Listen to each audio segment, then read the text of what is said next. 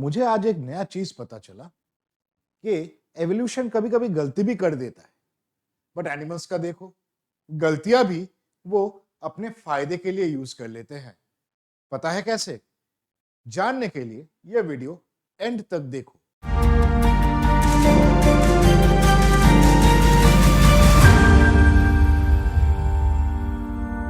Hello दोस्तों and welcome to Shri Vidyarthan academy Nanded. मैं हूं श्यामजीत सन्याल और आज हम बात करने वाले हैं एनिमल किंगडम के ऊपर। एनिमल किंगडम आपके नीट में बहुत ही एक इंपॉर्टेंट टॉपिक है। ये क्लास 11 में सिखाया जाता है एंड बच्चों को लगता है यहाँ पे बहुत ज्यादा इंफॉर्मेशन है। बट अगर इस इंफॉर्मेशन को हम थोड़ा प्रोसेस करके सजा के सीखे तो यहाँ पे एक एवोल्यूशन की बहुत ही ब्यूटीफुल एक कहानी बन जाती है। आज हम बात करेंगे एनिमल किंगडम के क्लासिफिकेशन के बारे में। एनिमल्स क्या है, लाइफ क्या है एंड उसके किस किस बेसिस पे क्लासिफिकेशन हम कर सकते हैं। बिना टाइम वेस्ट किए आगे बढ़ते हैं। अपना पहला सवाल है, what is life? What is living? Now, life is the capacity. Life is the capacity of homeostasis. Life is the capacity of metabolism. Life is the capacity to grow, to reproduce, and to respond to external stimuli. जैसे आप अगर देखोगे कि अभी के अभी अगर आप ये वीडियो को लाइक करते हो, आपके दिल में एक खुशी की लहर दौड़ जाएगी। सो जल्दी से जल्दी लाइक करो और हम आगे बढ़ते हैं इस वीडियो के साथ। लाइफ का जो डोमेन है ना, ये 3 पार्ट्स में डिवाइड किया गया है। एज पर कार्ल वूस यहां पे 3 डोमेन्स है, eubacteria, archaea and यूकैरिया। It is to be remembered that archaea share more genetic traits with eukarya than with eubacteria. मतलब evolutionary tree में आर्किया यूकैरिया के ज्यादा पास होता है बट यूबैक्टीरिया से ज्यादा दूर। ये जो यूकैरिया डोमेन है इसके अंदर मिलता है 4 किंगडम्स। कौन से kingdoms? Number 1 protista, number 2 fungi, number 3 plantae, and number 4, which is the topic of discussion today, the animal kingdom. So what is an animal? Animals are various, they are beautiful, they are sometimes very dangerous. But what are animals? Animals are basically multicellular organisms which are heterotrophic in nature. They cannot produce their own food. Why? Because they lack chlorophyll as well as other plant features like the cell wall. So animals are multicellular heterotrophic organisms without cell wall and chlorophyll. Moving on. What are the major phyla of animal kingdom? According to the recent studies, there are 29 to 34 phylum present in the animal kingdom. But lucky for you, यहां पे NCERT ने आपका काम easy कर दिया है। 11 major phyla के बारे में आपको स्टडी करना है, 10 of which are non-chordates in nature and the last one is the phylum Chordata. देखते हैं क्या क्या फाइलम्स हैं हमारे पास। Number 1 the phylum of the sponges Porifera. Number 2 jellyfish वाले Nidaria. Number 3 the comb jellies wale Ctenophora. Number 4 the flatworms or Platyhelminthes. Number 5 the roundworms or Acelminthes. Number 6 the segmented worms called Annelida. Number 7 the phylum of insects, crustaceans and many more Arthropoda. Number 8 the phylum of snails and octopi named as Mollusca. Number 9, the phylum of starfishes, Echinodermata, as well as sea brittles. Number 10, Hemichordata, which was a part of Chordata until some time ago when it was kept as a separate phylum altogether. यहां पे एक सवाल आता है दोस्तों कि हम इसको याद कैसे रखें, इतने सारे फाइलम। आप अगर पहली बार देख रहे हो, देख के आपको तो डर लग रहा ही होगा, तो एक काम करते हैं, याद रखने का एक तरीका निकालते हैं। इस वीडियो में हम बीच बीच में ऐसे छोटे छोटे टिप्स एंड ट्रिक्स बताते रहेंगे, एंड साथ ही साथ स्वाद अनुसार कुछ क्वेश्चंस रहेगा आपके लिए। Remember, sponges sting, worms have rings, but her star chordates are the king. एक बार और, sponges sting, worms have ring, but her star chordates are the king. Sponges porifera, stinging nidaria, and यहां पे हम लोग club कर सकते हैं Ctenophora. Worms, platyhelminthes, acelminthes have ring. Ringed worms are annelids. Her stands for hemichordata. Star comes from echinodermata and chordates तो आपको पता ही है. एक बार और, sponges sting, worms have rings, but her star chordates are the king. ठीक है. अगर हम बेसिस ऑफ क्लासिफिकेशन पे स्टार्ट करें तो there are six total basis of classification जो हमारे सिलेबस में इंपॉर्टेंट है. What are these? एक एक करके देखते हैं. Number 1, the levels of body organisation.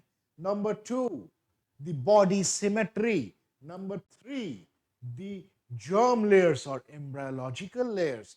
Number 4, the presence of body cavity or coelom.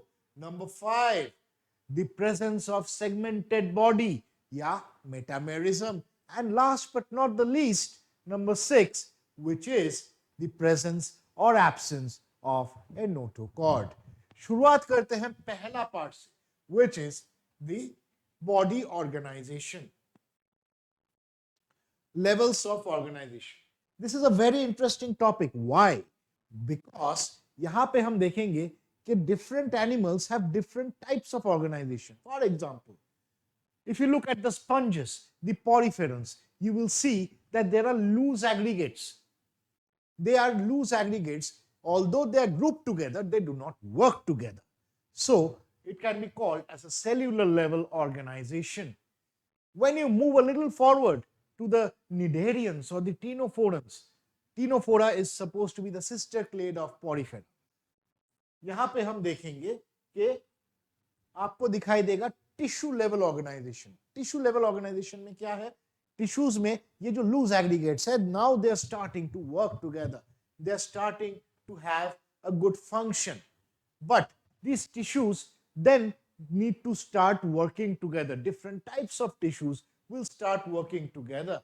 Different tissues, when they start working together, they will give rise to the organ level body organization as seen in platyhelminthes.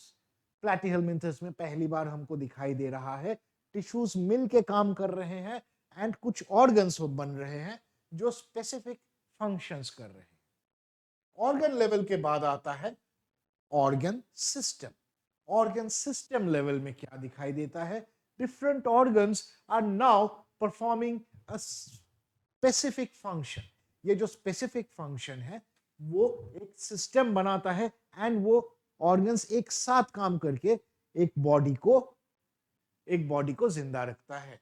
ये जो दिखाई दे रहा है हमको, यहां पे एक सवाल तो जरूर आता है, what do we infer from these observations? हमको यहां से क्या सीख मिलती है? ध्यान से देखो, ऊपर से जितना हम नीचे पहुंच रहे हैं, धीरे धीरे सिंप्लिसिटी से कॉम्प्लेक्सिटी की तरफ जा रहा है. एंड सिंप्लिसिटी से कॉम्प्लेक्सिटी हमने एक ही जगह पे देखा है. वो कहां है? ध्यान से देखो, this is the road to evolution. Simple चीजों से धीरे धीरे over millions of years complicated systems बनाना, that is the evidence of evolution. ठीक है. एक और सवाल यहां पे किया गया है, was the organ system development sudden और ग्रेजुअल? ये जो अपना ऑर्गन सिस्टम लेवल ऑर्गेनाइजेशन है, क्या ये ओवरनाइट दिखाई दिया था? नहीं. Let's talk about a couple of organ system level organizations. For example, the digestive system. If you notice, many animals have incomplete digestive system. Incomplete digestive system का मतलब क्या है? आप यहां पे देख सकते हो, there is only one opening. There is only one opening for both the mouth and as the ejection pore. So यहीं से वो खाता है, यहीं से वो अपना वेस्ट मटेरियल निकालता है. So यहाँ पे डाइजेस्टिव सिस्टम का कितने ओपनिंग्स है? One opening only. But over time, animals have evolved to have complete digestive system, which means a whole system where there is an opening for the mouth and an opening for the anus. यहाँ पे digestion का tube along the body run कर रहा है and there are two openings, the mouth and the anus. ये भी काफी नहीं है, यहाँ पे भी भेदभाव है दोस्तों, एंड ये भेदभाव के बारे में थोड़ा बात करना पड़ेगा. The development of complete digestive tract. आपको पता है, एक जाइगोट से जब एक ऑर्गेनिज्म बनता है, एक एनिमल बनता है, वहां पे बहुत सारे क्लीवेजेस होते हैं, बहुत सारे सेल डिविजन्स होता है, and depending upon the type of cell division and the type of cell movement during embryological development, the complete digestive tract, यहां पे भी दो टाइप के एनिमल्स देखने को मिलता है. Number one are the protostome. Protostomes वो है जहां पे पहले माउथ बनता है, बाद में बनता है एनस. ऐसे एनिमल्स को कभी कभी सीजोसिलोमेट्स भी कहा जाता है. ये याद रखना, आपको काम आएगा. एंड नेक्स्ट है ड्यूटेरोस्टोम्स. ड्यूटेरोस्टोम्स क्या है? ड्यूटेरोस्टोम्स ऐसे एनिमल्स हैं जहां पे पहले एनस बनता है, फिर जाके माउथ बनता है.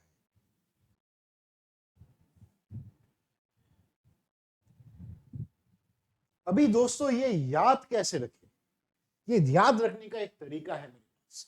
रिमेंबर, देखो एक चीज याद रखो, ए के पास वाला लेटर होता है डी और एम के पास वाला लेटर होता है पी. सो प्रोटोस्टोम क्या क्या बनाएगा? पहले माउथ बनाएगा.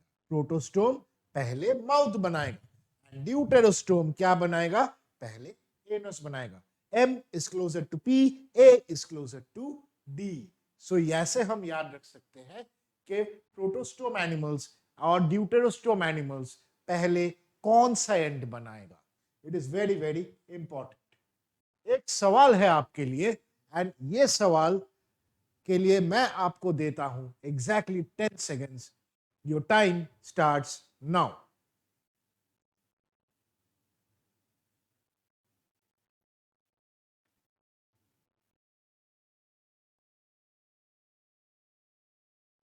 सवाल कुछ ऐसा है, which phylum has a complete digestive system? Ctenophora, Arthropoda, Cnidaria and Porifera. आपका जवाब रेडी है? एंड सही जवाब है कौन सा? कहां गया? Arthropoda. Arthropoda has a complete digestive system.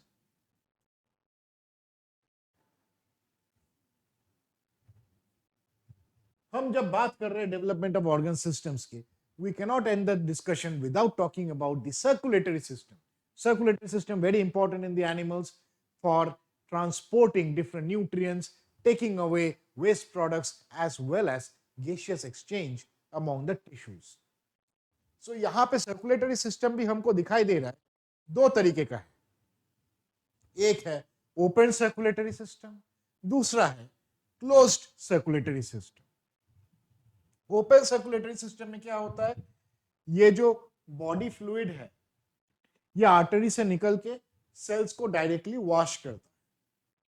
But close circulatory system में ये जो बॉडी फ्लूइड है वो कभी भी आर्टरीज को छोड़ के, ये जो ब्लड है या फिर जो हेमोलिम्फ है, ये कभी भी आर्टरी छोड़ के या फिर ब्लड वेसल्स के बाहर नहीं जाते. सो most of the primitive animals have open circulatory system.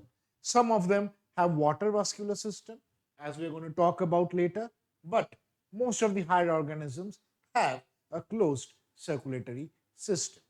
एक सवाल है आपके लिए दोस्तों, और उसके लिए आपको मिलता है 10 सेकंड। सवाल कुछ ऐसा है, a closed circulatory system is found in which of the following phyla? I hope आपका जवाब रेडी है। Answer is Annelida. ये सवाल आपके लिए काफी इंपॉर्टेंट हो सकता है इन द फ्यूचर। हम बात करेंगे अभी बॉडी सिमेट्री के बारे में। बॉडी सिमेट्री क्या है? Body symmetry is a plane by which an animal can be equally divided into two halves. यहां पे बॉडी सिमेट्री अलग अलग टाइप के हो सकते हैं। एक हो सकता है बॉडी सिमेट्री जैसे इंसानों में, you can only use one plane to divide us into two equal halves. इसको कहते हैं bilateral symmetry. But apart from bilateral symmetry, there is also another type of symmetry called radial symmetry। Radial symmetry में क्या होता है? You can cut the animal from any radius and it will still give you two equal halves। ये तो गए animals which have symmetry। What about the animals which do not have symmetry? यहां पे कुछ asymmetrical animals भी होते हैं, कुछ asymmetrical animals भी होते हैं जिसके पास सिमेट्री नहीं होता। Example, most of the poriferas. Symmetrical animals में बी ईदर रेडियल और बायलैटरल इन नेचर। यहां पे आपको असिमेट्रिक एनिमल का एग्जाम्पल दिखाई दे रहा है। You can see this is a bit of a chaos। You can not cut this animal into two equal half. But radial symmetry में क्या दिखाई दे रहा है? Along the radius you can cut this animal into two equal halves। Bilateral symmetry में आपको यह तितली दिखाई देगा जो एक ही एंगल से या फिर एक ही प्लेन से आपको दो इक्वल हाफ देगा, और कोई ऐसा प्लेन नहीं है जहां से वो दो इक्वल हाफ दे सकता है। So bilateral symmetry is also seen in higher animals. Okay, एक सवाल है, ये सवाल मेरे को बहुत पसंद है क्योंकि यह सवाल आपको बार बार पूछा जाता है जब भी आप एनिमल किंगडम करते हो। तब ये देखो, which of the following animals have radial symmetry as adults but bilateral symmetry as larva? जब वो लार्वा है, जब वो बच्चा है, तब उसके पास बायलैटरल सिमेट्री है, बट जब वो बड़ा हो जाता है तब उसके पास रेडियल सिमेट्री आ जाते हैं। ऐसा कौन सा जानवर है? आपके पास है 10 seconds starting now। The answer is Echinodermata। Now we're going to talk about the germ layers। अभी एक एनिमल जब डेवलप कर रहा है, they always start from the zygote, the two cell stage, 4 cell stage, 8 cell stage, then the 16 cell stage। उसके बाद होता है गैस्ट्रुलेशन। ये गैस्ट्रुलेशन के टाइम पे दो लेयर्स बनते हैं, एक ऊपर का लेयर आपको दिखाई देगा और एक नीचे का लेयर। ये ऊपर का और एक नीचे का लेयर, ये दोनों लेयर्स जो है यही बाद में जाके बनेगा एक्टोडर्म और एंडोडर्म। बट आपको यहां पे एक और लेयर बीच में दिखाई दे रहा होगा, लाल रंग का। ये जो लाल रंग का सेल्यूलर लेयर है, इसको कहते हैं मीसोडर्म। और जहां पे ये तीन लेयर्स प्रेजेंट है, most of the animals, rather most of the higher animals will have these three layers called ectoderm, mesoderm and endoderm। ये जब तीन लेयर्स प्रेजेंट होते हैं, ऐसे एनिमल्स को कहा जाता है ट्रिप्लोब्लास्टिक एनिमल्स। एंड यहां पे अगर ये मिडिल लेयर मीसोडर्म एब्सेंट होता है, तब उसको कहा जाता है डिप्लोब्लास्टिक एनिमल। जहां पे मिडिल लेयर में आपको कोई सेल नहीं देखने को मिलेगा, एक non living jelly like substance देखने को मिलेगा, जिसको हम कहते हैं मीसोग्लिया। इसको हम कहते हैं mesoglea. So 2 layers diploblastic, 3 layers triploblastic. Mesoderm is the connecting difference. यहां पे मेसोडर्म होता है ट्रिप्लोब्लास्टिक में, डिप्लोब्लास्टिक में मेसोडर्म एब्सेंट है। Moving on to the next point, which is the body cavity. ये जो है बड़ा इंटरेस्टिंग। क्यों? क्योंकि लोअर एनिमल्स में हमको दिखाई देता है कि डाइजेशन के लिए तो एक ट्रैक्ट है, डाइजेशन का एक ट्रैक्ट है, बट यहां पे पूरा बाकी का बॉडी सॉलिड होता है। लेकिन हायर एनिमल्स में there is a body cavity that is actually holding all the organs or the special parts that are needed for the body to function. So obviously some animals, lower animals which do not have a body cavity or coelom as it is called, would be called acoelomates.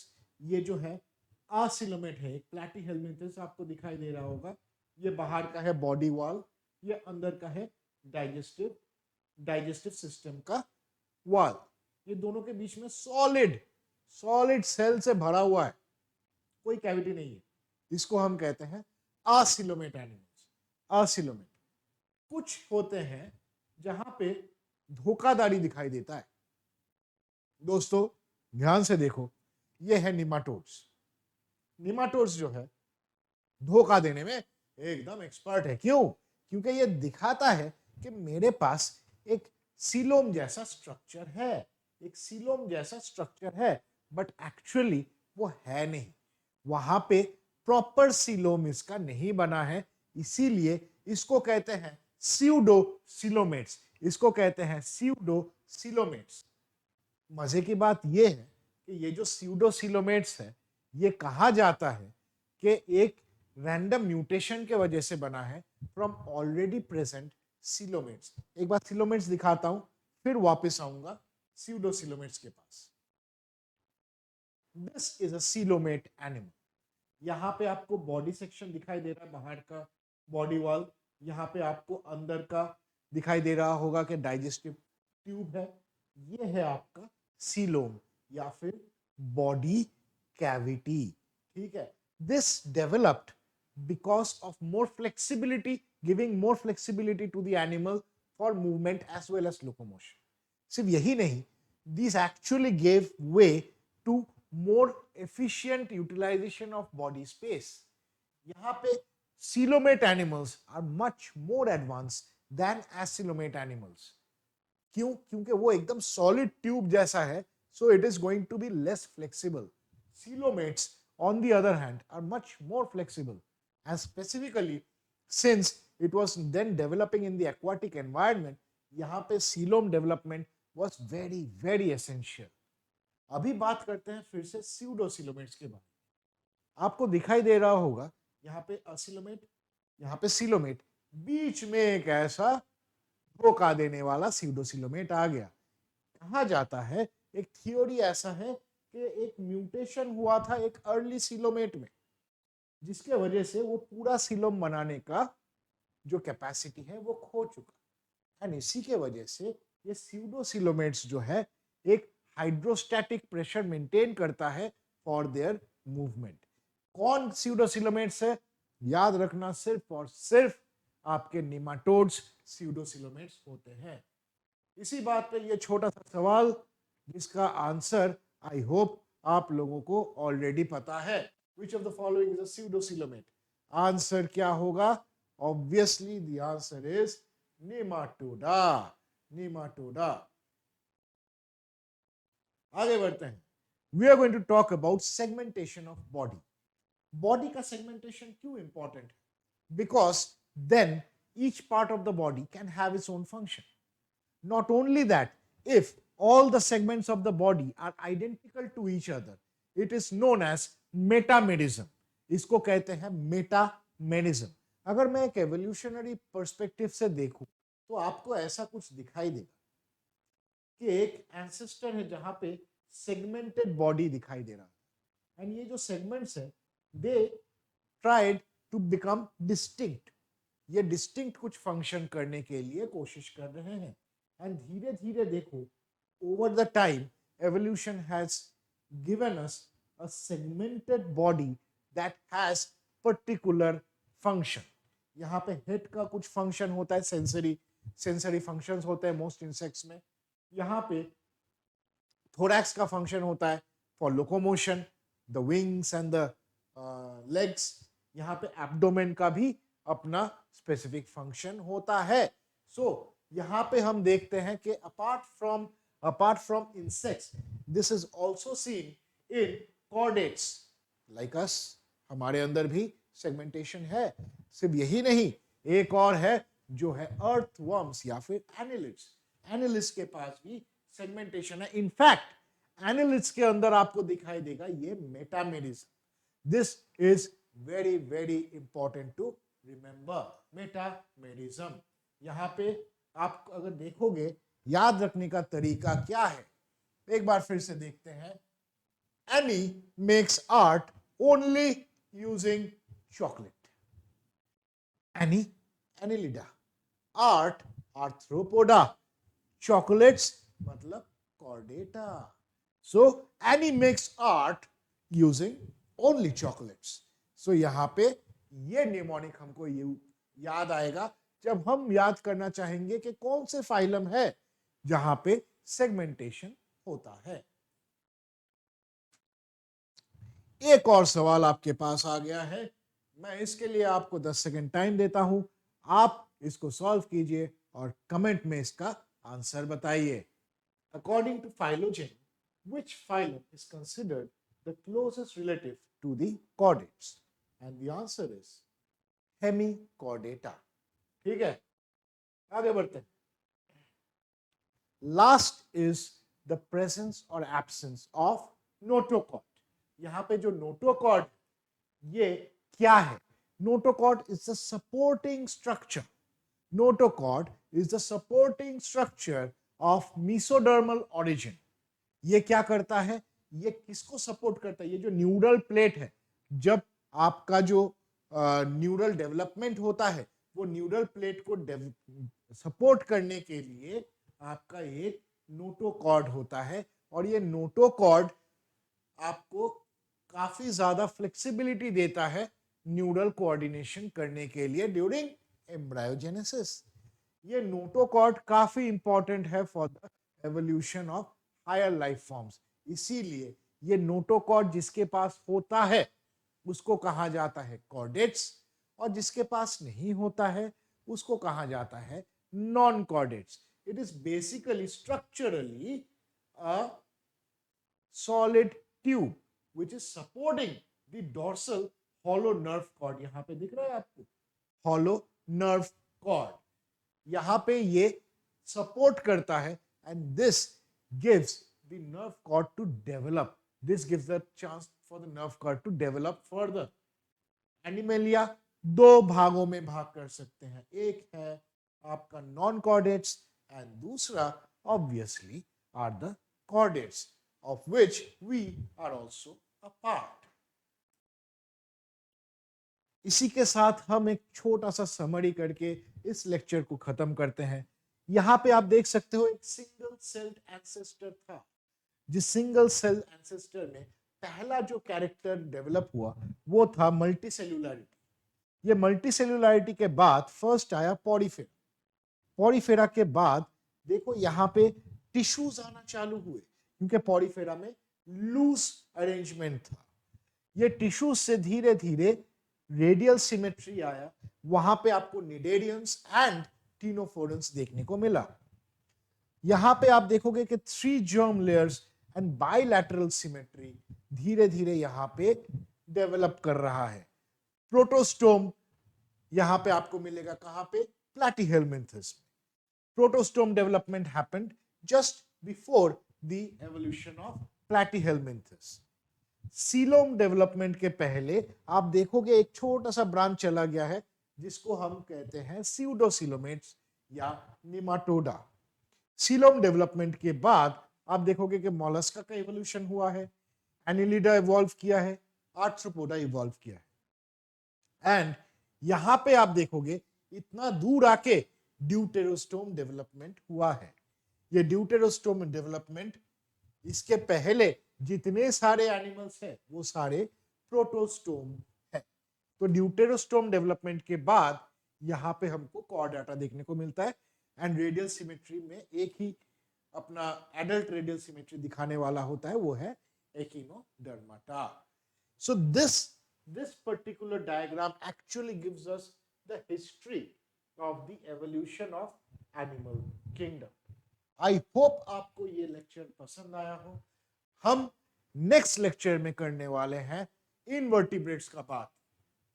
Coming soon in a lecture near you, we are going to talk about invertebrates, the life without spine. उसके लिए आप ready रहिए and हाँ, like share subscribe करना मत भूलना।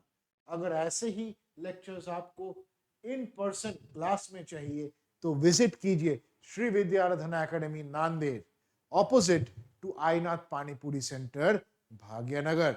यहाँ पे हम आपके लिए best of the best faculty देते हैं एंड आपका मेंटरशिप प्रोग्राम के साथ आपका डेवलपमेंट बोथ आपके मार्क्स के हिसाब से एंड कैरेक्टर डेवलपमेंट दोनों ही आपका बेस्ट होता है। So choose the best, do not go with the rest. Choose Sri Vidyaradhana Academy, Nanded, and I will see you in the next class.